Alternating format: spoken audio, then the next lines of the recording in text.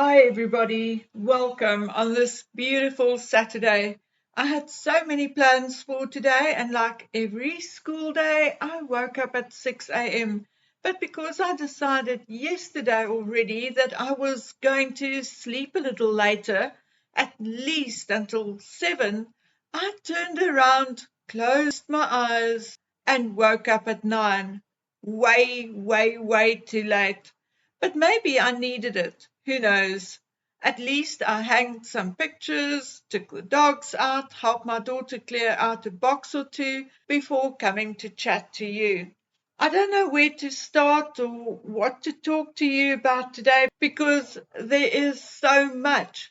But first and foremost, I finally got to chat, well, virtually via DM with a contact, and he assures me that all the chatter about Catherine and William is indeed just that, chatter. He assures me that Catherine is in Windsor at home, overseeing the children's schoolwork, working with her PA when the children are at school, and having all the support from her family she can possibly wish for while William is away working.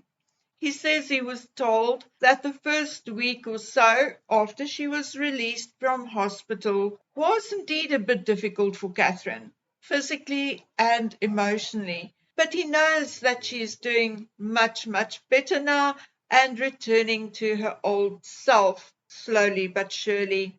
He says he wishes people would stop making up stories, and he actually asked me to vouch for him as a truthful person and tell you or assure you that Catherine is home with the kids and doing well now. Well, all I can say about Jay, whom I do not know personally, is that he is very loyal to the Prince and Princess of Wales, and I have not once in about 3 years caught him out on a lie. Even when others told a different story, it turned out in the end that Jay was right. So there you have it. Okay, guys, so with this good news or confirmation of good news, I'm going to keep this video light because I do have some heavy stuff to talk to you about, but I'm not going to spoil this good news with bad rubbish. Interesting thing which I saw on Charles underscore voice underscore mail on Instagram this morning. He found that SussexRoyal.com's domain registration expires today, or at least yesterday. It depends on whether you are hours behind or before me. So let's rather say it expires on the 15th of March. So hopefully that will be the end of that. I see under domain status that renewal, transfer, and update is prohibited. So as the palace owns the domain, only they can do that and no one else. So let's hope no one takes pity on the Harkles yet again and renews it. Just let it go. Let it disappear. No more links to Sussex Royal, because it was not only Harry and Meghan who took advantage of that website and the status it had by linking or tagging their new website, etc., to it, but how many others trying to sell their wares linked or tagged Sussex Royal over the last 3 or 4 years. So many.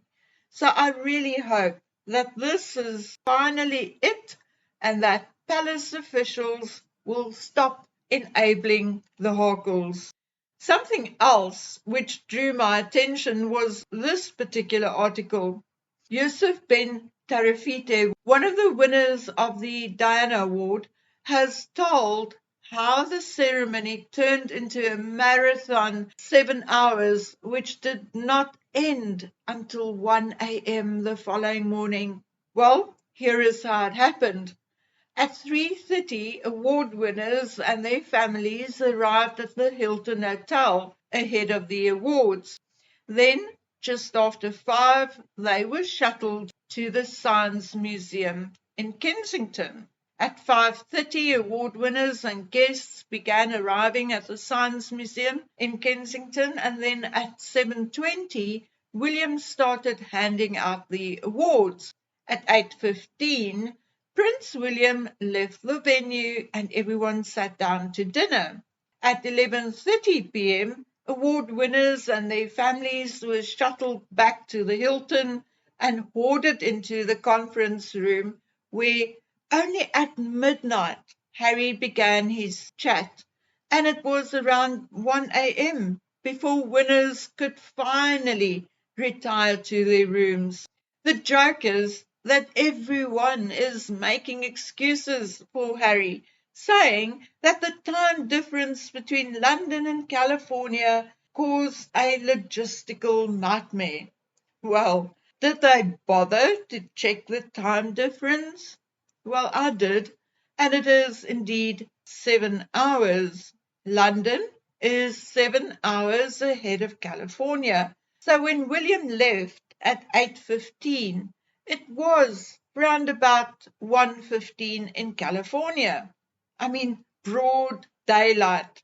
It wasn't like it was 1, 2, or 3 a.m.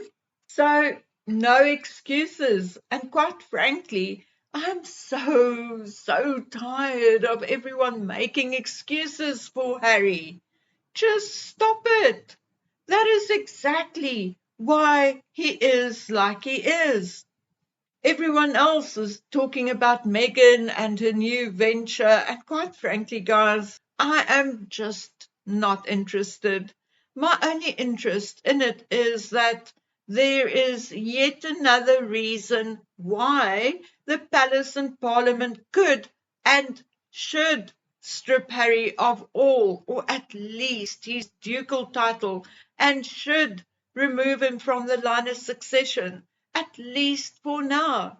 When Prince Michael of Kent married Marie Christine from Reibnitz in 1978, she was a divorced woman and a Catholic, and under the terms of the then Act of Settlement 1701, he had to forfeit his place in the line of succession. He was, however, reinstated to the line of succession in March 2015 and is currently 51st in line to the throne. So it is quite possible to remove someone from the line of succession and later reinstate them. At the moment, Harry and his wife poses no positive benefit or any benefit at all to the crown, the monarchy, the king, or England, and Harry should not be eligible to be in the line of succession. Currently, the only value Harry's title and his position in the line of succession has is monetary value for the benefit of Harry and Meghan alone, which, as you all know by now, is totally against the laws and rules for a constitutional monarchy.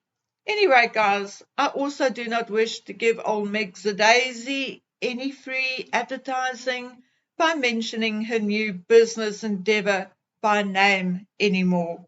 It is such a long, nonsensical, forgettable name that it will soon be forgotten if we stop mentioning it. Of course, to stay topical, I will likely be forced to talk about it in the future, but for now, I have other things occupying my mind. Okay, guys and gals, I hope you will all enjoy the rest of your weekend and always remember to take care of yourselves until we meet again on the next one. Bye.